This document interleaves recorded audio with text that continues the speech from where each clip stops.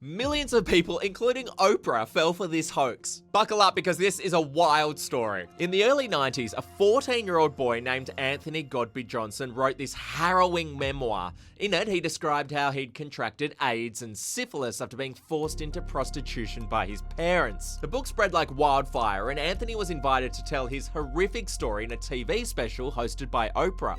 I was about 7 or 8 years old. I was bought for an hour at a time, sometimes 2, sometimes for a night. And what I did depended upon what that person wanted, and they paid for it. Anthony lent his voice to the TV project but refused to appear on camera. According to the story, Anthony lived with a social worker named Vicky who adopted him after his parents were allegedly arrested. Now, she was fiercely protective of the terminally ill teen, insisting no one could see him because he was too fragile to be exposed to their germs. Eventually, doubts began to emerge about Anthony and his story. No one could find records to back up his birth, his adoption, or his parents' alleged arrest. In fact, there was no proof he existed at all. And that voice you heard in the Oprah special?